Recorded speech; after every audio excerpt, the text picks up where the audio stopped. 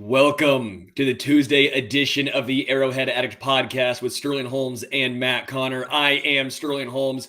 Matt Connor and myself had a nice dance party with Richard before this show. If only you guys could see behind the stage and see the stupid stuff that we do, you would not listen to this show. Matt, how are you? I'm a little offended that you called it stupid. I would love to describe your antics, but it actually is funnier just to let people imagine what they will. Richard is behind the horn with Hanna-Barbera sound effects, and Sterling's thinking of Paramore's lead singer. We'll just leave it all at that. Welcome. Yeah, good to see you, by the way. Yeah, how you been? I feel like it's been too long. Every time I see you, I miss your glorious beard, the long lettuce, the glasses, and a Chiefs victory. And a Chiefs victory. By the way, I love this. I've got this NFL Blitz shirt with Mahomes on it. It's pretty great. Gotta love that Chiefs victory. Gotta love the whole the way I'm feeling this week compared to Colts week. I mean, come on. How are you feeling 2 days after Sunday Night Football? Oh, I'm feeling great. Look, come on now. I'm crushing a KC beer. Of course I'm feeling good. I'm crushing the Dunkel. The Dunkel is so good. It kind of reminds you of a drunk uncle, but like this is not going to yell at you at a dinner. So this is fantastic. I'm a big fan of the KC Beer Company and the Dunkel. You hit us with the read this time, Matt. Dude, honestly, we love KC Beer so much. If it was a R&B video, it would be like I'd be like, my Dunkel, and then someone would be like, yeah, KC Beer.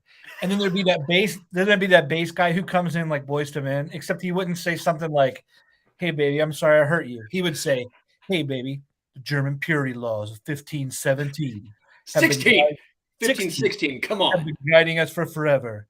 Baby, all I need is water, barley, hops, yeast, something like that. Anyway, it is so smooth. It's basically a 90s R&B video is what I'm trying to say. Like the Charlie Wilson of beers. That's what this is. It's amazing. We love it. I just had like a light, and then now I'm at the Dunkel. I think I may go Winterbach next. I'm just going darker and deeper, and then I hope to go to sleep. So that's my day.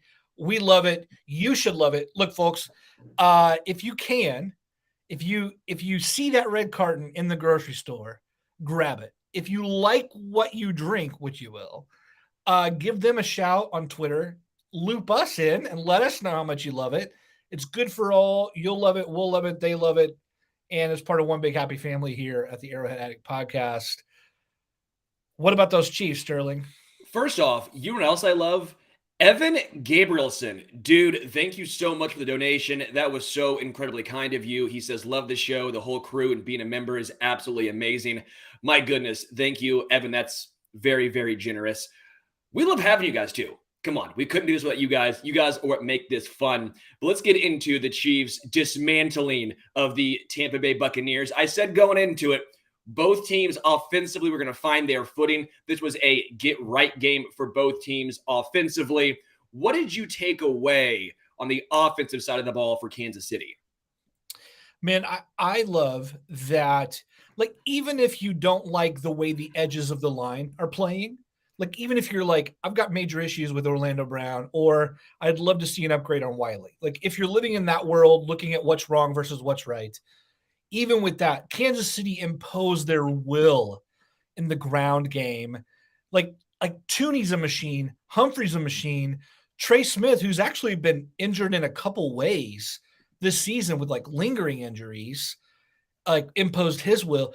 There was just, if those guys can get themselves moving up front, I just love what they bring to it. Did I steal your answer? I didn't mean to steal your answer. No, you're fine. No, I was honestly going to say, on the offensive line specifically, I want to give a shout out to Andrew Wiley, because some of the holdovers from the Tampa Bay loss, right? They had something to prove. Shaq Barrett calls them out again. Andrew Wiley, who obviously was not good in that Super Bowl performance. Adam Teicher had a good number right here. Andrew Wiley won 96% of pass blocks and 84.8% of run blocks. That was from Adam Teicher. That's absurd. That's a guy who goes, I was poor in the Super Bowl. I have something to prove here. He came out angry, and it looked like it. I will also say Mahomes, Travis Kelce, from the previous game, that drop in the end zone, he went right back to that first drive and said, no, we are imposing our will. Also, Yeah. if you want to take something away from the Colts game and then see how they changed against the Buccaneers, Mahomes overthrew MVS a couple times. They were not on the same page, right? Against the Buccaneers, what do they do? 2 times hit MVS on deeper routes. They're getting on the same page. Yeah. They figured out what their mistakes were against the Colts, and they emphasized it against the Buccaneers, against a better team. So Yeah. I want to give credit to the whole Chiefs organization on the offensive side of the ball. They saw what was wrong, and they fixed it. Yeah. Yeah. You said it. You said it. Any complaint we had from a week ago was rectified in prime time against a better team.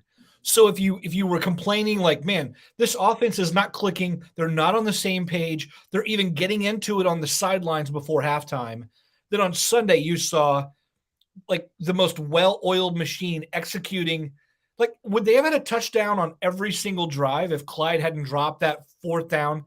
I mean, they just would like they would have just kept steamrolling anyone, it was just bananas. It was totally bananas. That was a dominant effort. I don't care what the final score said of 10 points, and I don't like Tom Brady had a ton of garbage time.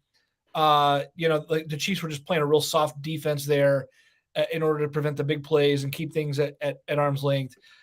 I thought they did a wonderful job. Every single problem, every person who said, I'm sorry after the Colts game showed it with their play on Sunday. Yeah. Going to the defensive side of the ball, what was your biggest takeaway? Man, there are several things that you could point out there, but I will say this. I love this team's safeties. I love them. Deion Bush was signed away from the Chicago Bears to be the third safety, and then the Chiefs drafted Brian Cook to kind of take that third, fourth safety spot to be there for the future on a unit that already had Justin Reed as the big acquisition and Juan Thornhill, who came in with all-pro, waving his I'm going to be an all-pro this year kind of flag. I'll tell you this, Juan, he got penalized for it, but that hit in the end zone is exactly what you want him. That's exactly what you want him to do there. Justin Reed was laying the wood, doing exactly what you want him to do. And then in this game, look, Deion Bush is a very good player, right? I mean, for a third safety, a good third safety. He was relegated to almost 0 snaps defensively because Brian Cook has now taken over in week 4. He took all those third safety snaps, and he ended up having a great quarterback hit. He had a great pass deflection, breaking up the Cameron Brate tight end. He broke up that pass. He had 5 total tackles. I'm saying all this to say, of all the rookies who earned like all kinds of attention, Brian Cook is not that guy. And of all the safeties getting attention, Brian Cook is not that guy. But we've gone from Dan Sorensen to a second-round guy who's playing up to his billing. When you can take your defense and upgrade at that level, and you still have like 2 excellent safeties, I love this unit. They're going to be sensational in week 17, 18. Yeah, in that one tackle that was called a penalty, or the stop from Juan Thornhill, I really hope that does not affect how he plays going forward, because almost everyone came to an agreement, hey, that's not a penalty. What's he supposed to do? He went shoulder to shoulder. I understand it was a bang-bang play. It looked vicious. If you want to say it's a defenseless receiver, well, that's on Tom Brady. Don't lay your receiver out to dry, hang him out to dry in that situation. That's on Tom Brady, not on Juan Thornhill. I do want to give a massive shout out. My takeaway is for the ability of the Chiefs defense to stop the run. I understand the Bucs only ran 6 times. Most of it was because they're playing from behind, but they gave up 3 yards. 3 yards. Think of a couple of years ago. Think of last year. If they give up less than 100, you're like, wow, what a great job by the Chiefs defense against the run. They're legitimate. The reason why they also didn't run more was because they couldn't. Yeah. Leonard Fournette went for -3 yards. I mean, the performance from this Chiefs defense, I thought, is getting a little overshadowed because the Buccaneers put up 31. Chiefs offense was rolling. But even the plays that like Mike Evans made, right? That was just a great play from a phenomenal wide receiver, getting a pass from a Hall of Fame quarterback over a rookie cornerback that was in the right position. Yeah. It was reminiscent of Treverius Ward against Jamar Chase, right? Or at least early on, Treverius Ward. Basically, it was you're in the right spot. You will get this figured out. Chiefs defense, especially against the run, was absolutely incredible. Yeah, I totally agree. I by the way, Fournette was in the red a little. Are you saying he's a little red Fournette? Is that what you're saying? Does he have Okay, Prince? Yeah. Sorry, I couldn't up that. I mean, I love it. Look, when you talk about the Chiefs' run defense, I mean, we played Jonathan Taylor. I mean, it's not like we're going up against, bad running back team. I can't even think of one. Whatever. I tried to quickly insert something in there. But look, JT, we know him as the best running back in football. James Conner, no slouch. Austin Eckler and the Chargers, he's going to get his. The Chiefs have taken on some good running teams and they've shut them down. So yeah, I think there's a lot for this defense to be proud of. There are still growing edges. I mean, let's not take this pageant all the way to the final round. There's a lot to improve here. There's a lot for, I think we're waiting for Karlaftis to kind of learn how to finish there in some ways. But we're also missing Mike Dana. We're missing Trey McDuffie. We're missing, we're missing several guys that are, Willie Gay is going to come back from suspension. So, anyway, I love it. Before we go forward, what were your final overall takeaways from Sunday Night Football? There was a point last season where, all my friends, they're like, hey, do you think the Chiefs are going to win? They always ask like, hey, what do you think of the Chiefs this week? Whatever. And there was a point last season where I just didn't even let them finish. I would just say like, yeah, they're going to win. They're like, I don't even care who they're playing. I don't care how you're going to phrase the question. They're so good, they're going to win. So don't ask me, or I don't need to finish listening to your question. Okay, Nick Saban, I'm not going to answer. So quit asking. I mean, it just felt so automatic. Like I want to ask them, like, what team do you think can beat the Chiefs? Watching them last night, I feel that way. I feel that way again. And it took me a little while to trust in the new faces, the defense. I think this team is going to get better. I'm just not swayed by Buffalo. I'm not swayed by either Super Bowl entrant from last year. Every team looks very mortal. And I know the Chiefs have their edges, but they're all rough, growing edges to me. And the NFL trade deadline is also there if they need to like really maneuver something more than the natural growth that's going to happen. Health is the only thing that's going to keep this team from meeting every one of its goals. And that was my takeaway from last night. I'll keep reiterating this. This was supposed to be a reloading, relatively rough year for Kansas City. This was supposed to be a year of the next, I don't know how many, if you want to say 4 years, where you could probably take a look and say, this might be the worst record-wise we'll see. They'll struggle early on, so many moving pieces, so much youth, so many rookies with massive roles. And they have all gelled.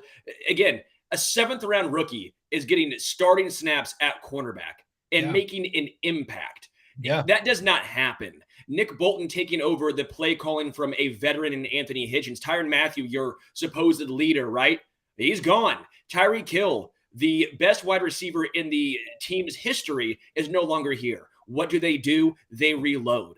And I think that's what's so impressive is this was supposed to be a relatively rough year, rebuilding. And I'm not saying there's not going to be any more tribulations going on, but like, this has to be about as good of a start as you could hope for being 3-1 after these 4 games. And your only loss is when a complete massive collapse happens based on special teams injury to your kicker. I do want to give a shout out to Raymond Chandler. He says he wants credit for this win. He had his KC beer code down there in Birmingham, Alabama. Didn't have it during the Colts game. I agree. It has to be the KC beer. I don't see how it couldn't be. It was totally Raymond's fault. My initial takeaway, though, overall from the game was the Chiefs play callers, the coaching staff, they didn't overthink it. Even when they had a more intricate play, if you want to say the Noah Gray QB sneak touchdown, it basically was a QB sneak. It wasn't a McCall Hardman bullshit end around where they're going backwards for 7 yards before they can finally try and get upfield. It was, we're taking the ball, our offensive line is dominating, and we're going to fall forward. I love seeing that. There's a couple other third downs, third and shorts, where they just gave the ball off to Clyde, where Michael Burton was involved. Or you're just sitting there going, yeah, that's what I would run as well. There was only one time I really remember where they got a little too cute on the third and shorts. And I go, come on, don't overthink it. And for the rest of the game, they did not. That really stood out because against the Colts, they overthought a lot of different situations. I don't know if this was a Andy Reid, Bieniemy, Matt Nagy situation where they all came together and go, you know what? Let's try and take it back to the basics. But whatever they did, it worked. Yeah. Yeah, there was definite soul searching within the organization from one game to the next. And whatever wrinkles they found in that search process, they ironed them out. It was really incredible. Let's get into the memberships. Y'all, we have now 3 membership tiers for rookie camp. Access to our weekly newsletter and Discord view only access. Then you have the starting 11.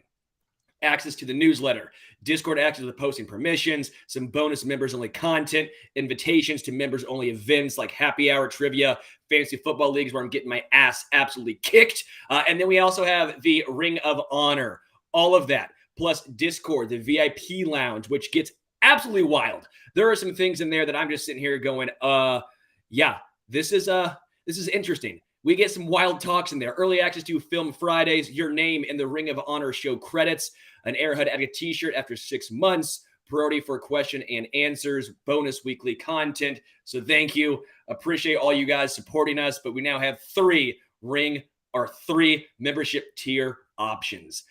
Let's get into how much should one game affect your mindset or the attitude surrounding how you view the Kansas City Chiefs. Hey, so I'll say this. I struggle with that. I struggle with this one because I'm reading a hell of a lot into this win. Like I just said, they're not losing.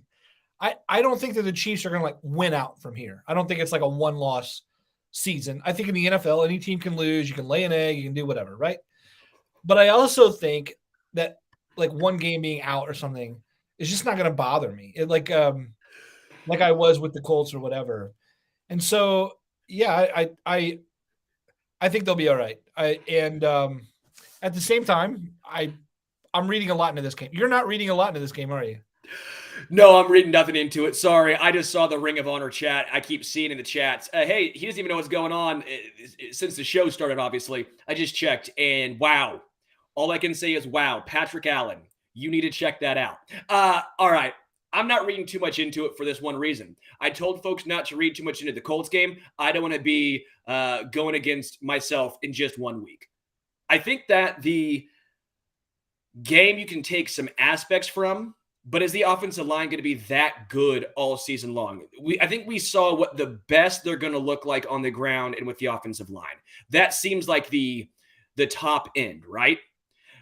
I think the defense continues to grow. I think they're fine defensively. We can take some stuff away there. But this is basically just Patrick Mahomes, Travis Kelce, the offense rolling when they're typically rolling. I just don't want to be overreactionary because it is a long season. It's 17 games. They're going to have another game where they should beat a team and they lose. It's the NFL. It happens. So I don't want to be overreactionary. But after 4 games, I think we have a better viewpoint than just taking it one game at a time saying, let's have the highest high, let's have the lowest low, now let's have the highest high again. I think there needs to be some sort of baseline we're looking at. Yeah, I'm normally with you on that. I normally want to be that Olympics judge where you're like, let's take the highest score, the lowest score, throw them out, and what's really true is somewhere in the middle, right?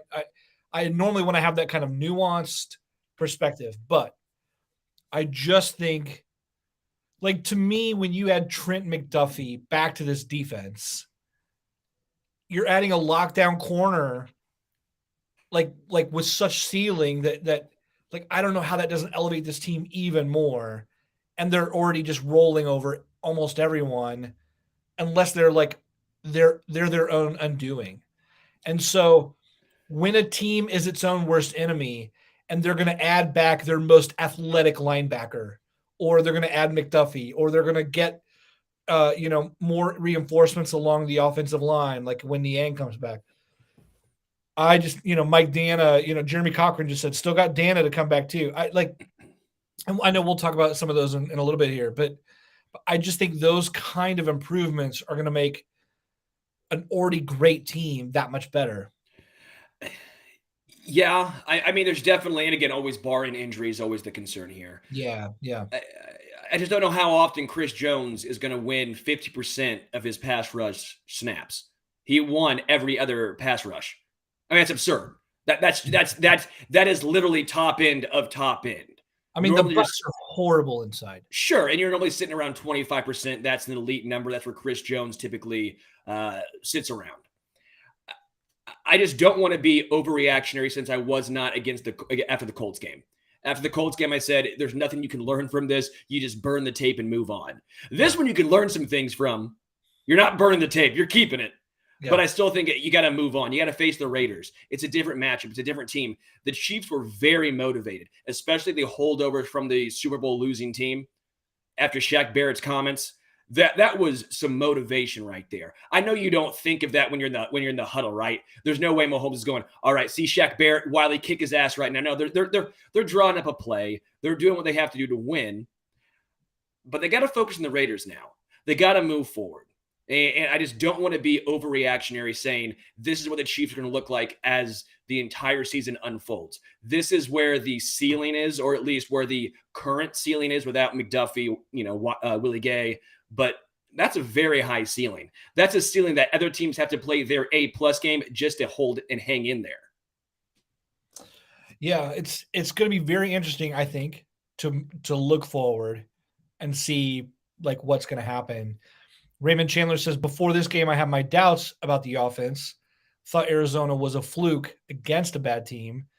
Meanwhile, Casey King 32 says, this is beyond sustainable. That O-line is legit. It's about desire. Clyde didn't have more than 9 carries in any game until Sunday. Feed the backs and let Pat be Pat. Yeah, I agree. That about the sustainability part, I want to touch on the defense first and foremost. The reason why I think the defense is sustainable, they've not turned the ball over or had turnovers go their way defensively very often, right? I think they only have, 4 turnovers they forced? Maybe 5. It's not many, right? And that is a sign of a defense that is legitimate. They're not gambling. And you'll see some regression to the mean, some positive regression to the mean. They should start forcing more turnovers to go along with their stout defense, which is a positive that this defense is legitimate and it is sustainable. Yeah, I think part of what we're seeing with the defense is that there's fewer weak links as they rotate in guys. Colin Saunders is playing better than ever up front. And what no one's talking about is Turk Wharton. Turk Wharton had more pressures than any other lineman on Sunday. And he's playing exceptionally well. He can also play inside and outside. So even without Mike Dana, that line is getting good pressure, good disruption inside, which, we've said before, the closest point from point A to point B is a straight line. We love that interior disruption, and they're getting it not just from Chris Jones. So, these young guys are really blossoming in year 2 and year 3 for the Chiefs. And you got to hope Karlaftis joins them in that way too. Well, let's look at the full quarter season, which I still get upset that the NFL added the 17th game just because we can't say quarter season. So now it's 23%, something around there. So the 23% mark of the Chiefs season. I guess so far, who do you have as the offensive MVP? Matt, I think Pat makes sense here, but I'm going to go Travis Kelce. You've got a group of pass catchers that are all new. Tyreek is gone. Who is the offensive identity? What's everyone's roles? These are things that are all being figured out. And then we're just still watching week after week, month after month, year after year, this same incredible guy who can make mismatches. He's now well into his mid-30s. He's still carrying the lion's share of the offensive load. He is such he's just an incredible, reliable target for Mahomes. I just, there's no one like him. There's been very few like him, if ever. It's just like I feel like I'm appreciating Kelsey more than ever at this point. After watching the Monday night game where George Kittle is now just a glorified tackle. I mean, come on. Even that one past him in the end zone, Kelsey drags his feet. Come on. Man, yeah, that convo has to stop.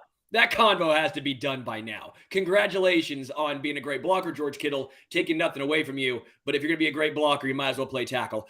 Let's go and go with mine, which is Mahomes. I mean, come on. Yeah. I like your Travis Kelce take. I like you thinking outside of the box. I think you can make a case for Joe Tooney as well. I think Joe Tooney's been fantastic on the line. But I have to go with Patrick Mahomes. What he's done has been just phenomenal. He's had one poor game. That was the Colts game, obviously. But the other 3 games, he's really looked like what he's looked like his entire career, which is just the best player in the NFL. I would have Mahomes right now probably 3rd in my NFL MVP rankings. I think Jalen Hurts, what he's done for the Eagles has been just incredible. I think you have to take the record into consideration there. The numbers as far as touchdown and interception for Hurts is only 4-2. Mahomes is, I believe, 11-2? 11-2 for Mahomes. But again, the only 4-0 team, a much improved team. I think Jalen Hurts has the edge, and you could maybe make the case for Lamar Jackson just based on his usage rate. The numbers are going to be gaudy for Jackson because of the usage rate. Mahomes did not need to throw for over 300 yards. He only threw for, 249 against Tampa because they were dominating, right? So that's the only case you have against Mahomes. But Mahomes has been this, in my opinion, the quarter of the way Chiefs offensive MVP. Going to the defensive side, who do you have? Man, I think I would have to say Chris Jones. I mean, Jones is such a force up front.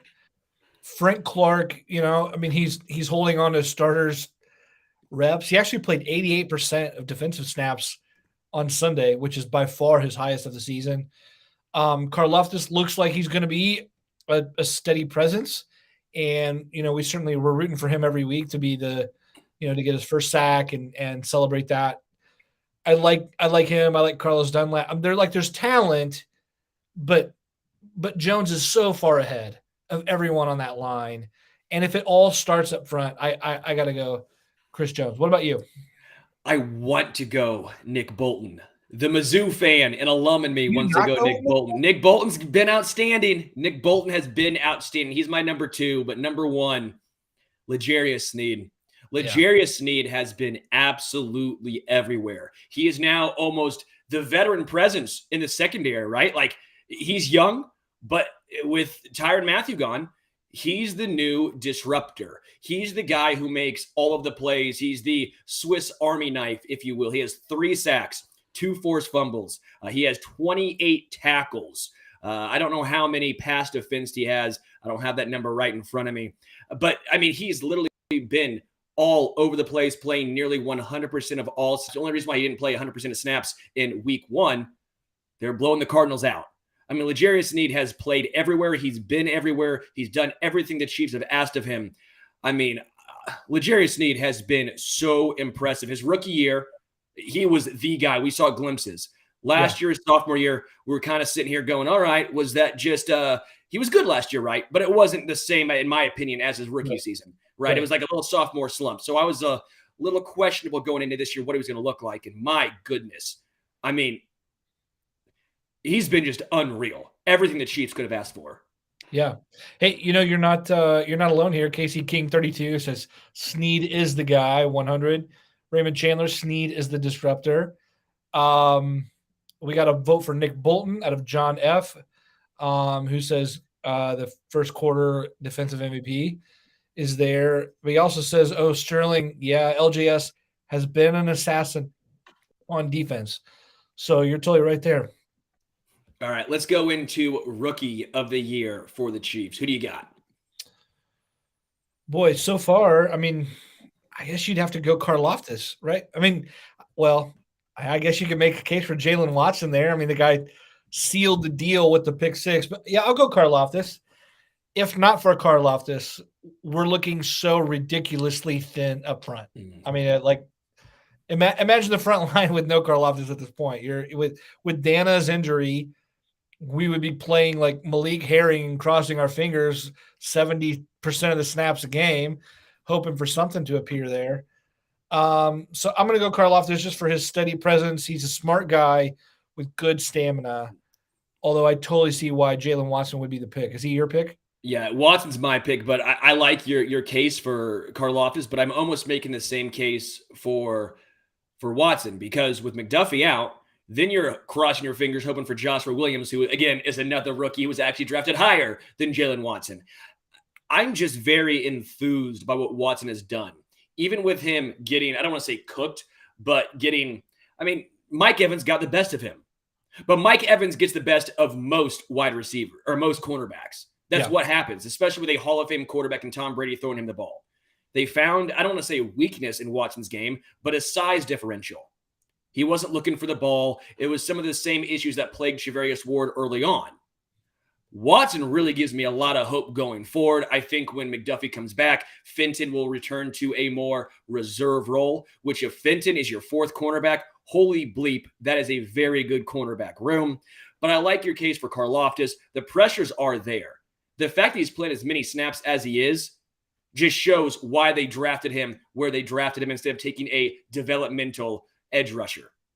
He was ready week one. They weren't going to have to worry. The sacks will come.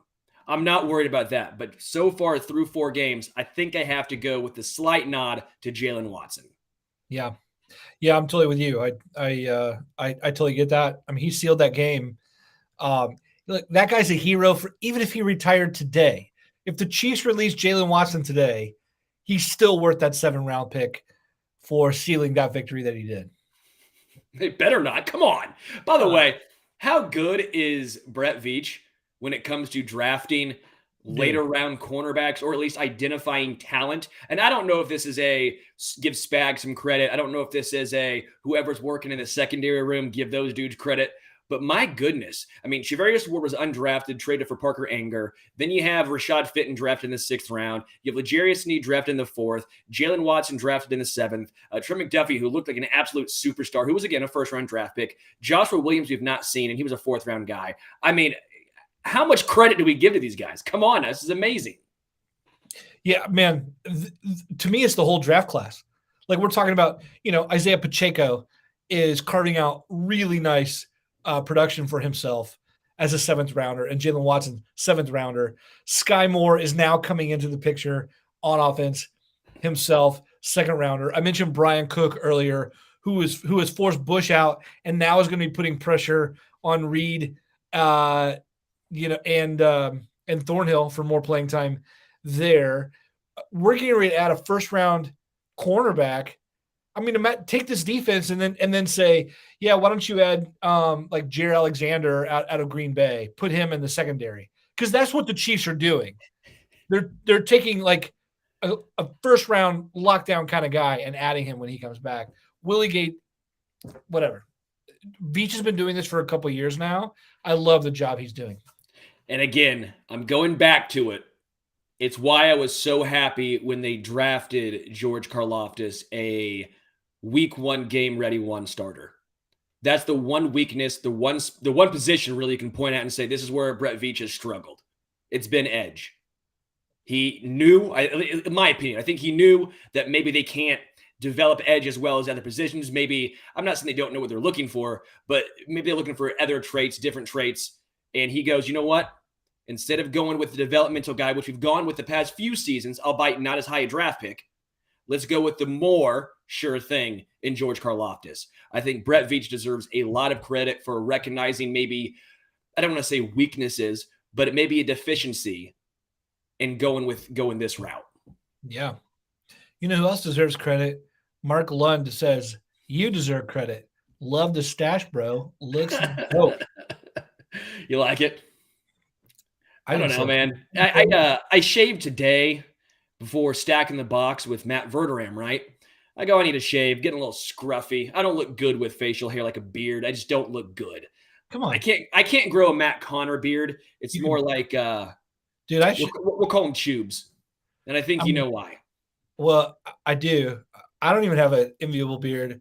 I can't grow right here. I've tried Chia Chin here, Chia Cheek. I've tried Miracle Bro over here. Not happening there either. I don't know what's going on. Those are good names, aren't they? I'm pretty proud of that right there. Chia Chen, Miracle Bro. If you're out there, hair product person, and you need a brander, I'm available. Let me know. I like that Jeremy says Sterling looks like an 80s cop. It's pretty good. Can you see him on NCIS? NCIS, no. Or Miami Vice? There you go. And did you bring up NCIS like it's Chips or Hill Street Blues? What do you mean? Like those are 80s shows. You just brought up like okay, that's like late NCIS. 90s. NCIS, I remember as a kid watching Monday Night Football and be like, stay tuned for NCIS. I think that show's still on now. It still is on, but doesn't mean it couldn't have started. Magnum PI. Thank you, Lucas. Dude, you have all your decades confused. Okay, sorry. Do you think I was watching cop shows in the 80s? I was.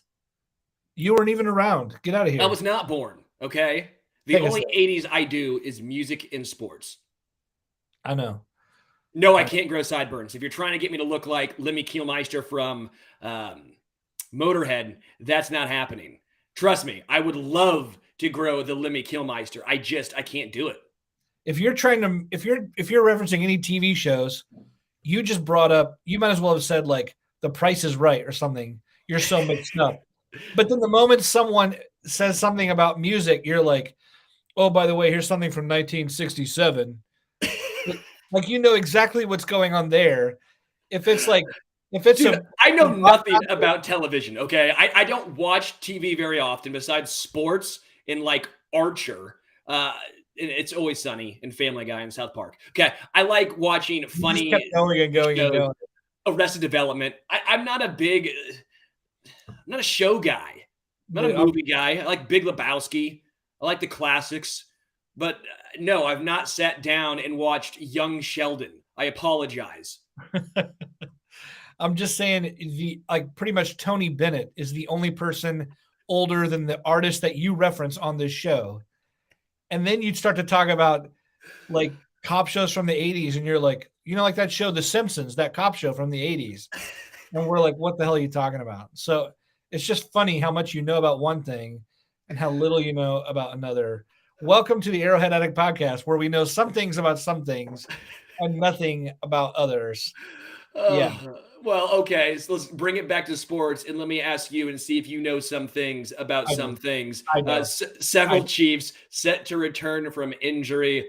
Blake Bell, McDuffie, Mike Dana, Harrison Butker, Willie Gay Jr., Lucas Niang. Any updates in regards to these guys? No. I guess I wanted to ask you this. I wanted to ask when you think, first of all, which one of those returnees has you the most excited? Butker. Harrison Butker. As much as I like what Matthew Wright did, we also saw Amendola do basically the same thing week one in his first, or at least week two, his first appearance, right? And we're sitting here going, oh, how about Amendola? Give him a round of applause. And then the next week, just poos the bed. I mean, absolutely doo-doos all over the field. And then we see Matthew Wright be outstanding last week. Give him credit. Showed some stones. He was good in Jacksonville. Matthew Wright, honestly, I have no idea how he got beat out in Jacksonville, why the Jags did not keep him. He's had better career numbers than Amendola. But again, Harrison Butker is someone I trust. Butker's made a ton of 50-plus yarders where you're sitting here going, oh, that was easy. I think Butker's the second best kicker in the NFL behind Justin Tucker. So for me, Butker is a guy where you're sitting here going, yeah, I can't wait till he comes back. But I don't want to rush him back because I've talked to Nick Lowry multiple times, Chiefs Hall of Fame kicker Nick Lowry, and he basically said he had an ankle injury. He tried going through, hurt him. He had to get surgery on it, get some metal plates. Like, it was a whole ordeal. He goes, that's affected him ever since. He got rushed back. So don't rush Butker back. Let him get healthy. Let him get right. He has a long career for Kansas City. What matters is the playoffs and beyond. Don't worry about week 5. worry about the playoffs. Yeah. Yeah, I'm with you. I mean, I think we all miss Butker. I will say this. Right before the show, about an hour before the show, word dropped from NFL reporter Tom Pelissero says that Matt Amendola is probably signing with the Arizona Cardinals. You even spilled your drink because Amendola Yeah, has I was shocked. look of all the people looking for work, even outside of the NFL, just like my Uncle Dan or something, right? Why is Matt Amendola? Matt Amendola got a tryout. Matt Amendola not only got a tryout, but beat out the other guys. I'm just sitting there going, did the Cardinals just hear him say, "Oh, I used to be with the Chiefs," and think like, "Oh, that's basically Jan Stenerud, right?" I mean, is it like Cairo Santos and Ryan Suckup and you're the latest in a long line of Chiefs? Did they not watch anything that he did? The only thing that Matt Amendola did right was face the right direction. That's the only thing he did right in his tenure with the Chiefs. How's he's employed? Kudos to Matt Amendola's representative for getting him blackmail over a GM and re-signed by the Arizona Cardinals. I just Why is your Uncle Dan taking stray shots right now? Poor Uncle Dan. Screw you, Dan. Get a job. I don't know. I don't really have an Uncle Dan. I've just made that up. Anyway, by the way, other crazy point, Dorian O'Daniel had a tryout today with the Patriots, and I was like, where's he been? Oh, yeah, he's around. That's in the award for, oh, yeah, he's around award. Goes to Dorian O'Daniel getting a tryout with the Patriots. Who knew? How about Landon Collins getting another tryout with the Giants? Just obviously not Chiefs related, but I thought Landon Collins was a stud, and he was the stud, and then signed a massive contract, and then he was not a stud, and then he was a free agent. I thought the Chiefs might take a look at him instead of Justin Reed or instead of Deion Bush. They didn't, and he's still unsigned. So maybe there was a reason Landon Collins was still unsigned. Maybe there's a reason we don't run NFL teams. By the way, Jeremy Cochran has a great coming up after the game. My Uncle Dan, starring Danny DeVito and Kathleen Turner. Love it. Love it. That's exactly my humor. Jeremy's going to be taking my place as a host. All right. Who do you think is the most impactful Chief set to return? I've said 10 times on the show, when Trent McDuffie comes back, the whole world will know it. It'll be a biblical end times event. You will see wars and rumors of wars. The Antichrist will rise up. There will be a rapture and some big cosmic battle. No, man. I love Trent McDuffie. I might as well get his name tattooed on my chest. I think he's going to be okay. Bet. What do we have to do? What has to happen for you? Don't ever say that against me, because last time we did a bet, Patrick Allen made a bet. He lost. Had a Stone Cold Steve Austin some beers. You just said you'll get Trent McDuffie's name tattooed. What has to happen for that tattoo to happen? Like if the Chiefs win the Super Bowl, I'd have to get a divorce for that to happen. I mean, my wife would not. Yeah. I'm happy to get something else like McDuffie. I don't know. I'll shave my hair. I don't know. I'm not doing that. Okay. What? Come on. We got to get a bet. Come on. You're such a McDuffie supporter. If he gets 4 interceptions the rest of the season when he comes back, because he's not going to be playing in many games, right? 4+ interceptions. What will you do? Will you leave the Lemmy Kilmister mustache beard combo? Okay. I'll do it. 4 interceptions for McDuffie. I'll do it for sure. You get that or a tattoo of McDuffie on your ass. You choose. I can do that. Ass tattoo. That's kind of like, yeah. Jacob Josie says I should take a pie to the face. I would do that. I mean, I like ass tat or Lemmy Kilmister mustache facial hair personally, but I like pie to the face too. I mean, that's just dessert. Whatever. That works. Yeah, whenever someone gets a pie to the face, I'm just sitting here going, congratulations, you got free pie. Yeah. And I didn't have to pick it up. I'm so lazy. It's already on my face. Yeah, I'm just sitting here just like, okay, sure. Key lime pie. Hit me with key lime pie. See what happens. I will be thrilled. The famous key lime in the face that everyone always talks about. Someone, Right. USAF Chiefs fan. What does Sterling have to do? I have to do nothing. I just make the bet. Come on now. Yeah, That's what do not you part of mean? it. If he Not doesn't get 4 interceptions, that's a high number. hey, you're the one who set that. Two and a You're half. Vegas, you're Vegas here. You're the one who set the line at 4, like he's Marcus Peters on. Yeah, come on. Freak that guy who came up with that number. Nope, Couldn't John have been me. Centerfield's right. Shave your eyebrows. No chance. I want a browless. No, because that would take forever to grow back. I would look horrendous. And that is a bet I am losing. What about like a little Richard mustache, like a real tiny. Oh, you think a pencil thin? Yeah, I'll do a pencil thin mustache. yeah, for like a good week. Oh, come on. I'll rock the Lemmies for a week. 4 interceptions is going to be one every other game. Pencil mustache it is. Pencil mustache. There we go. All One right, week pencil mustache. Sterling just said it. let's get into some early thoughts on Raiders week. What do you have going on early on? What are your initial thoughts? I have 2 numbers for you, sir. 89 and 23. Those are the combined scores of the Chiefs and the Raiders in 2 games last year. Like, you could allow the Raiders to play maybe 12 more quarters than the Chiefs, and they would have still lost to the Chiefs. I don't care how many changes a franchise goes through in a single offseason.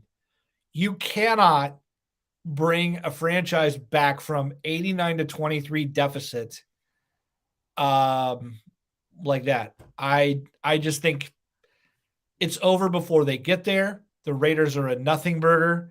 Josh McDaniels was lucky he played the Broncos last week. Yeah, it's crazy to me. And by the way, there's a little thing. Will they look past the Raiders? Raymond Chandler said, if you watch the Chiefs video from inside the locker room after this last game, Patrick Mahomes was already bringing up, like in the break, he's like, and don't forget who's visiting this week, because everyone knows it's Raiders week. Yeah. What do you think? I don't think that the Raiders are going to be circling around Arrowhead's parking lot anytime soon. Yeah. I just don't think it's happening. Closer than that, though? You think it's closer than what I think it'll be? I think it's closer than you think it's going to be. I don't think it's going to be an absolute blowout, but I don't think it's going to be particularly close, maybe within 10, Okay. I think a lot of points will be scored by the Chiefs. I could see something like 38-28 and wouldn't be shocked. Maybe the Raiders get a garbage time touchdown. I don't think it's going to be necessarily like 41-3, right? I don't think, or whatever the scores were last year, where you're just sitting here going, that's not even close. That was just an absolute debacle. Yeah. I think the Raiders are a better team. I think Max Crosby could give some issues because the weakest part of the Chiefs' offense is the tackles.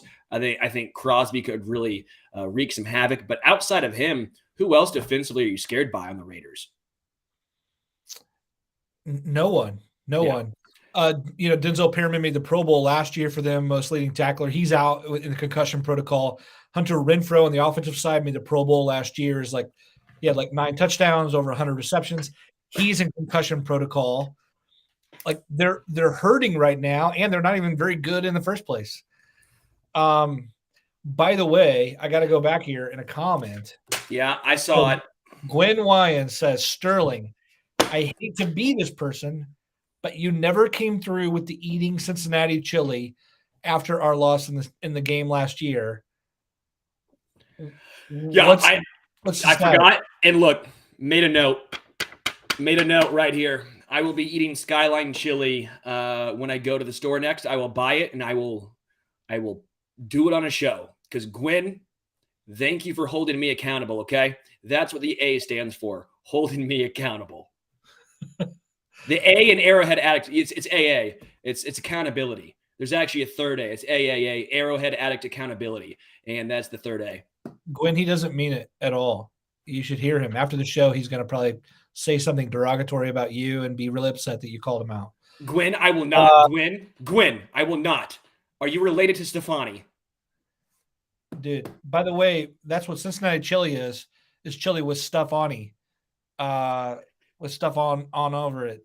I can't. Whatever. I try to tie those together. By the way, speaking of calling someone out, Clint McKenzie, welcome to the Ring of Honor. Welcome to our newest member there. By the way, Clint is like that guy who is like such a good support. Like on Twitter, he always says like really nice things if he likes a story or something. He's just like great guy to have around. So glad to see him here. That's also true just of so many people, so many members. Covering the Chiefs in any way at all just gets you to be like a part of like several. It's just like a wonderful big community. Except for John F., who says there's 1,000 comedians out of work. Keep your day job. That's actually true. John's right. John's totally right. Anyway. Well, I know the one thing that will get me through eating that Skyline chili, and that is KC beer. We'll talk a lot more Raiders week Thursday with Patrick Allen, Matt Verderam. We'll obviously have a fun day Monday. Not fun day Sunday. Fun day Monday, having a little pregame, postgame, halftime show. And then I'll be doing the Arrowhead Addict podcast tomorrow with Adam Best. Before we get out of here, you know what time it is. It's time for the must list. Richard, get that glorious hair and stash in here. Boom. What's up, everyone? All right, Richard. What do you got going on for your must list this week? All right. Well, Matt Connor preemptively filled in my thing. He said something old and cool. And yeah, I went for that. We're going to go for Built to Spill's second album, There's Nothing Wrong with Love. Look at, there he goes. I was waiting for his reaction. I didn't have a lot to recommend this week because I've been watching some really rancid horror films, so I thought I would probably recommend something that was just a little safer. Built to Spill's second album is amazing, at least for me. Every track is a banger. Check it out. Particular ones like Car, that's a good song. Big Dipper, that rules. Twin Falls, love that song.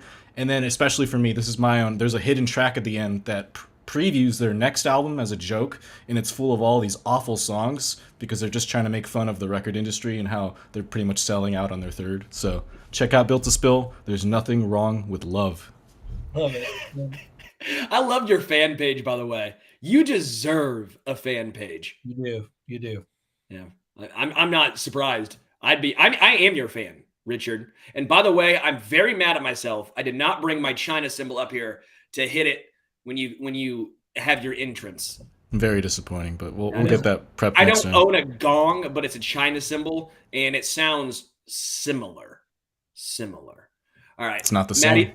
Not the same, but Maddie C, what do you got? Yo, I almost hate to recommend this, but have you guys seen the Dahmer show on Netflix? It's like not yet. I mean, I'm watching this thing and I'm captivated by it, and also like I also have to like go and like put on an episode of Gummy Bears or something afterward because it's like so like I know the Jeffrey Dahmer story, but watching someone like act this out and like realize, oh, he's a real person who grew into this figure with these proclivities, whatever. You're just like, yo, this is dark and sinister and crazy. And yeah, so it's like captivating and like well done, but in like you got to have the stomach for it in a way. Yeah. I thought you honestly said you take gummy bears and then watch that show. And I thought, wow, Matt Connor has some issues. I am worried about Matt Connor. Someone check in on him. What's yours, Sterling? What's your first off, I have to preface this by saying, surprisingly, I know we actually have a show sheet. So yeah, this train wreck has some structure, or is supposed to have some structure. And I know you're thinking they're going, what structure? I know we have the must list. Come on. But Matt Connor wrote, before I could get my answer in, probably some old ass rock that even his dad is like, I think I remember those guys. That's pretty funny. I'm laughing at myself. Pretty damn good. Yeah, it's highly accurate. Yeah, it's pretty good. So just to spite you, you're going to say like Tommy Dorsey. I'm going with a slightly newer rock band. I'm going with Kaleo, their album AB. It's phenomenal. They're a Icelandic rock band. They're really, really freaking good. Listen to the song No Good. It's very good. Broken Bones is outstanding. I've seen them in concert before. Very entertaining band. A little bit of classic rock mixed in with somehow almost like Southern rock sometimes. Very, very good and talented singer. But Kaleo, check them out. They're very good. Nice. It sounds good in the fjords. They actually have an album or a music video done on like a fjord. It's like on a glacier. It's really cool. I just wanted to say that. I just wanted to say that word, fjord. Fjord is one of my favorite words to say. Richard, what's your favorite word to say? I don't have one right now. I'm actually reading comments. Sorry, I wasn't paying attention. Wow, Richard. Okay. My favorite word is it's 2 words. It's cellar door. No, Donnie Darko reference. That's all I can think of at this moment. Oh. Let's roll it along, boys. I've never seen one. No, Matt. Don't let him get out of this. We're gonna stop for a second. Let him realize what he's done. Here's another one. Schadenfreude. How do you say that? This was the Arrowhead Addict podcast. Richard, you're the man, dude. I appreciate all you do. Guys, we could not do any of this without Richard. He is the man. He actually has probably the only must list you should actually must listen, watch, or read. Matt Connor, always a pleasure doing this with you. Can't wait to see you on Monday. Again, take a look out for me and Adam Best tomorrow. Take a look out for Matt Verderam, Patrick Allen on Thursday. Guys, we appreciate all you guys commenting, everyone in the membership, the Ring of Honor, the starting 11, the rookie camp. Guys, we appreciate everything you guys do. We could not do this without you. We appreciate KC Beer Company. Until next time, we are out.